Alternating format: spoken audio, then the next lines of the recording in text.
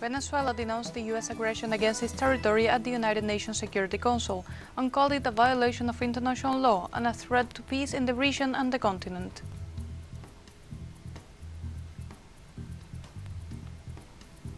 In Honduras, Councilor Marlon Ochoa denounced fraud in the electoral process at a press conference and condemned the interference of the United States government in the elections.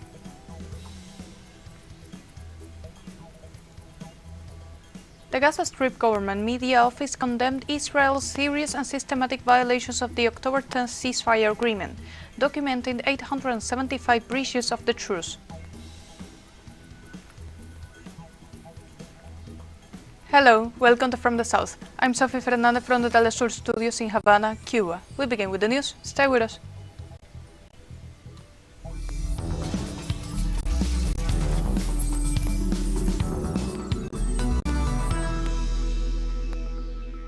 Venezuela denounced the U.S. aggression against its territory at the United Nations Security Council and called it an imperial violation of international law and a threat to peace in the region and the continent.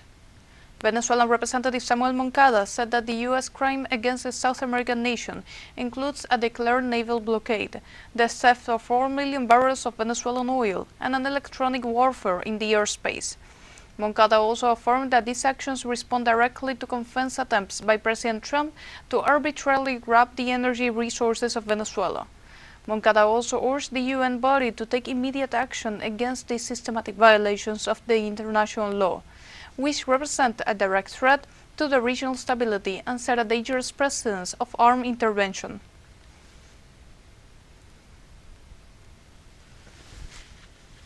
The U.S. government, the aggressor, requires its propaganda apparatus to present it to the world as a country under attack, to initiate an armed conflict. We denounce this dangerous manipulation and assure the world that we will not lose our composure in defending the peace of our nation. Let us repeat, the threat is not Venezuela. The threat is the U.S. government.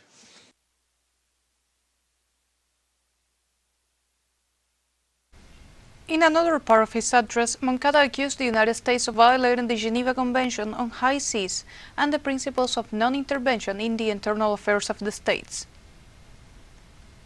High Seas, to which the United States is also a party, establishes not only the right to freedom of navigation, but also that no state shall legitimately claim sovereignty over any part of the high seas,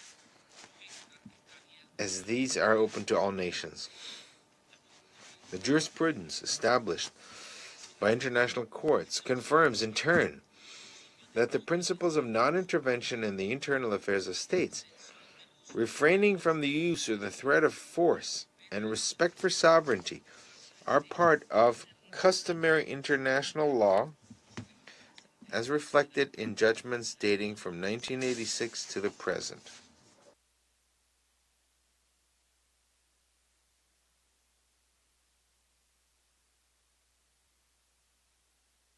In this context, the Chinese representative to the United Nations called the U.S. to respond to the just demand of the international community.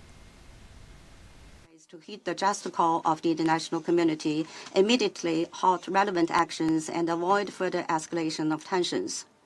We urge the United States to uphold the navigation safety of regional countries and the freedom and rights they enjoy under international law, to conduct normal law enforcement and judicial cooperation under bilateral and multilateral legal frameworks, to lift illicit unilateral sanctions, and to do more to promote peace, stability, and development in Latin America and the Caribbean.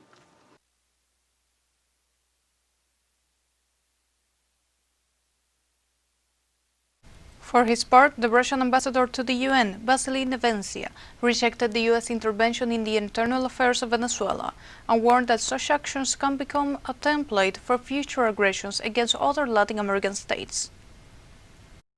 Which is unfolding can become a template for future acts of force against Latin American states in accordance with the so-called Trump corollary and the Monroe Doctrine, which was enshrined in the recently published U.S. national security policy. And this is a clear message for all countries in the region who are striving to conduct a sovereign policy and to independently determine their own economic, political, and cultural system. Also, the permanent representative of Cuba to the UN, Ernesto Soberón, alerted the United Nations Security Council of the U.S. destabilizing attempts in the region and affirmed that this is part of a strategy through the Monroe Doctrine promoted by President Trump. That the country with the largest market for drugs in the world, whose territory finances its criminal business, promotes a war to supposedly combat this scourge in Latin America and the Caribbean. It's clear that its purpose is to justify the costly and extraordinary military deployment in the region with which it seeks to assault Venezuela and impose its hegemonic domination on the hemisphere. We alert the international community regarding these provocations that seek to further escalate the aggression against Venezuelan territory and seize its natural resources. Venezuela and any other state that is attacked has a legitimate right to defend itself in accordance with Article 51 of the Charter. All this in addition to the unilateral coercive measures, economic suffocation, campaigns of discreditation, and attacks against important institutions of this country that are part of the psychological war and increase of pressure by the government of the United States to overthrow the government of Venezuela. Mr. President, the new national security strategy of the United States, which includes the so-called Trump corollary to the Doctrine Monroe, puts into practice the idea that the Western Hemisphere is an exclusive zone of influence. It validates a dangerous doctrine of peace through force and enshrines intentional warfare as a policy of the state. It reflects the huge challenges confronted by humanity, in particular Latin America and the Caribbean region. The current government of the United States and its projection toward the region tramples on the proclamation of Latin America and the Caribbean as a zone of peace. On the other hand, the permanent representative of Mexico to the UN reiterated that diplomacy and dialogue are the only ways to resolve differences between nations, and affirmed that it is only up to the Venezuelan people to determine its future. Principles of our foreign policy. Mexico reiterates that it is exclusively up to the Venezuelan people to determine its political future. This is why we make an unequivocal and urgent appeal to all parties to prefer diplomatic channels, to act with restraint, caution, and avoid measures that could aggravate the situation.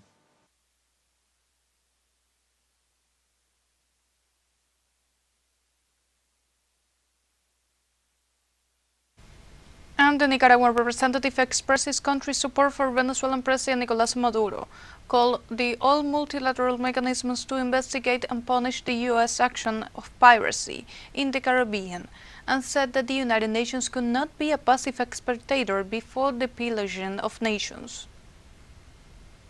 The appeal of the constitutional president Nicolás Maduro Moros and the conscientious leaders of the world to condemn these acts and to activate all relevant multilateral mechanisms to investigate, punish, and prevent these actions of economic piracy and aggression. The Security Council of the United Nations, the UN, has an obligation to protect international peace and security.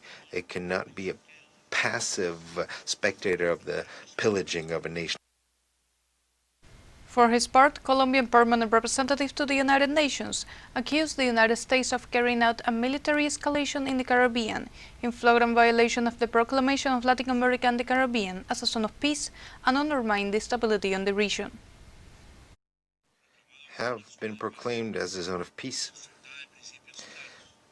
based on clear principles: the prohibition of the threat or the use of force, the peaceful resolution of disputes, promotion of dialogue and multilateralism, strict respect for sovereignty and territorial integrity, a non-interference into the internal affairs of states, and the inalienable rights of peoples to self-determination. The escalation of actions of military character not only increases the risk of a greater conflict, but also, while it's contrary to international law, also undermines collective efforts to prevent conflict and undermines regional stability.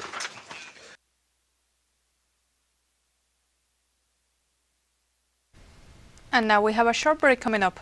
But first, remember you can join us on TikTok at teleSUR English, where you will find news in different formats, news updates, and more. We'll be right back. Stay with us.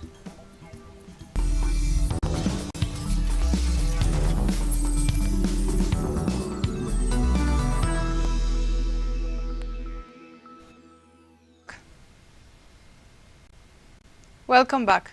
Venezuelan President Nicolás Maduro, during the Productive Engines 2025 exhibition, recognized how the country has been able to develop extensively in various economic sectors, despite U.S. aggression. In this context, the head of state pointed out that the telecommunications sector must serve for the development of Venezuelans. Regarding tourism, the president explained that it must become a new source of foreign currency to boost the country's economic growth. The head of state also mentioned that these advances were recognized in a recently published document by the United States National Security Council. In this sense, President Nicolás Maduro affirmed that the path for the country is absolute economic and productive independence.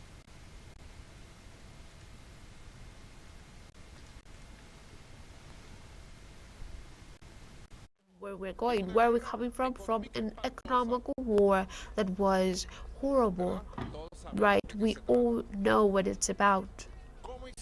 What did we do? Strategies, planning, intelligence, and adding the national will, the national union, and the national council of economy. We have doctrine, we have thinking, we have economical theory, we have strategy, we have actions. We come from great perturbations. In Trinidad and Tobago, the release of drone images showing activity near the United States supported radar installation at the INR Robinson International Airport is raising many questions and concerns among citizens. Our correspondent in Barbados, Christian Hoyt, has more. New questions are emerging in Tobago following the release of drone images by Guardian Media showing activity near the United States-supported radar installation at the ANR Robinson International Airport in Crown Point. Prime Minister Kamala Persad-Bissessar says that the structures captured in the images are support offices connected to the operation of the radar system. But many question if a U.S. military base is being established on the island. The images show several trucks and utility vehicles inside a restricted area, along with temporary structures and portable facilities. At the national level, opposition leader Penelope Beckles says the government must clearly explain the purpose of the radar and the broader implications for the country, warning that the democratic accountability must not be sidelined. The people of Trinidad and Tobago, particularly those who voted, are not little children.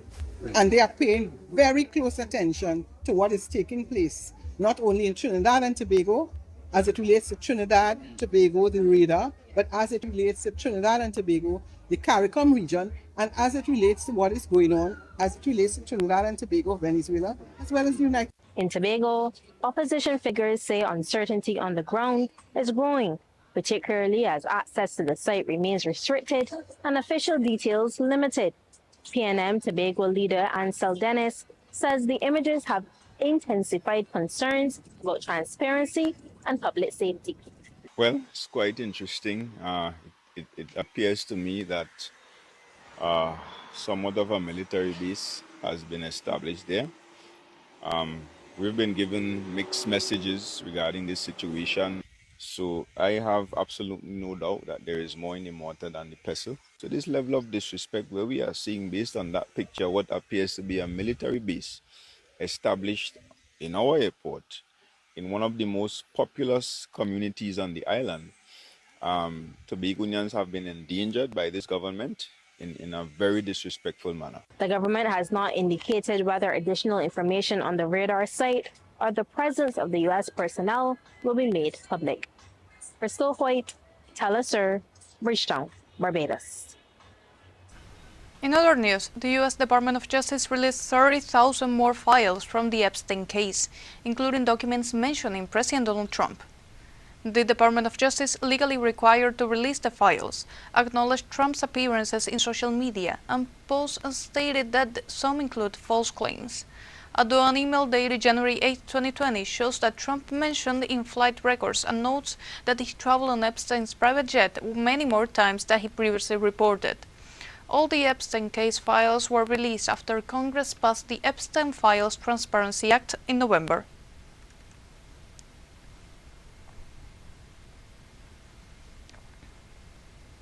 In Honduras, Councilor Marlon Ochoa denounced fraud in the electoral process at a press conference and condemned the interference of the United States government in the elections. In this regard, the official presented 10 new audio recordings showing evidence of fraud in the special recount. In this context, Ochoa rejected the erroneous decision to issue a declaration without having concluded the count. He also reported that 2 of his colleagues from the CNE plenary have been absent in person for several days, participated only through audio recordings. The councilor also stated that this election was conditioned, controlled and directed from abroad, so that the U.S. preferred candidate would win. Finally, he called for respect for the will of the people in this process.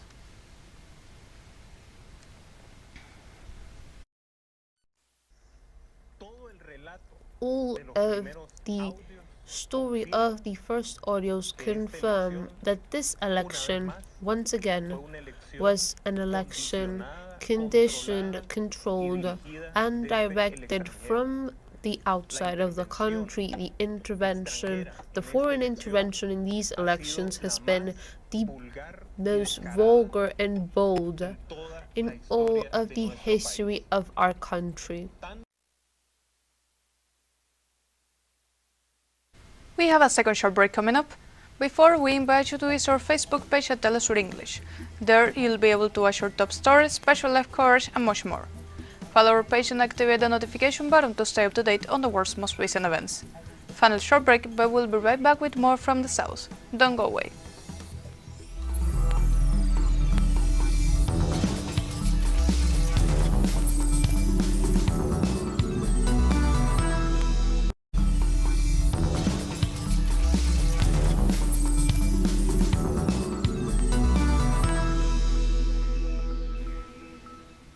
Welcome back to From the South.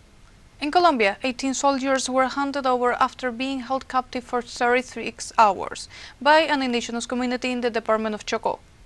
Local authorities announced that the delivery of the military personnel was achieved after 4 hours of dialogue between the Federation of Indigenous Councils Associations of Chocó and the High Command.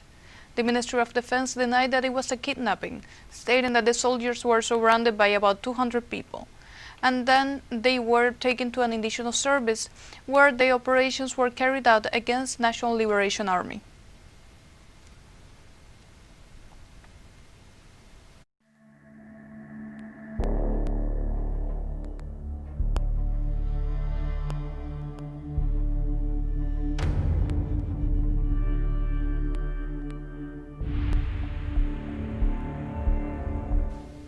The Gaza Strip Government Media Office condemned Israel's serious and systematic violations of the October 10 ceasefire agreement, documenting 875 breaches of the truce.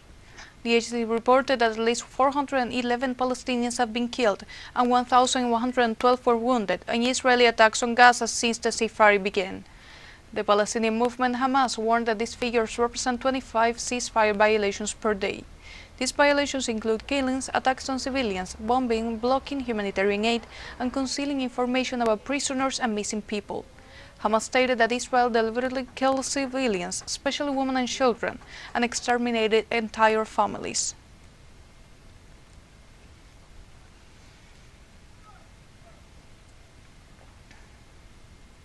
A plane crash transporting high-ranking Libyan military officials and crew members in Turkey on Tuesday, resulting in the deaths of everyone on board. The crash claimed the life of Lieutenant General Mohammad al-Haddad, Chief of Staff of the Libyan Army, along with 4 other senior military officials, as they were returning from an official visit. Turkish Interior Minister Ali Yerlikaya says the wreckage of a private plane was found in the Haymana district, south of Ankara. It lost contact with the crew minutes after sending an emergency signal indicating a possible forced landing in the area. The accident is a big loss for the Libyan armed forces and the stabilization process. Authorities in both countries are investigating the cause.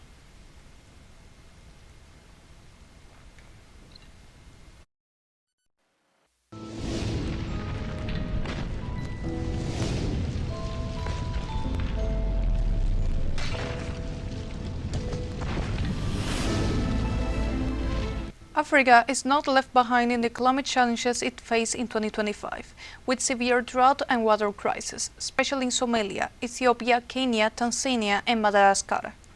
The dry spell lasting 3 years has had severe consequences, including a food crisis and crop losses at the beginning of 2025.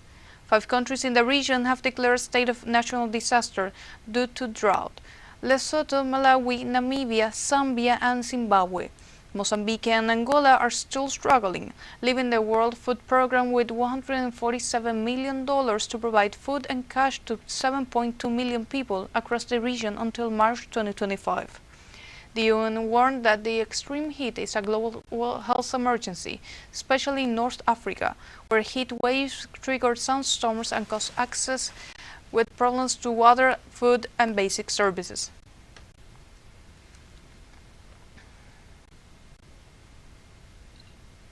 And like this, we have come to the end of this news brief. You can find this and many other stories on our website at telesurenglish.net, and join us on social media. We're on Facebook, X, Instagram, Telegram, and TikTok. For TeleSUR English, I'm Sophie Fernandez. Thank you for watching.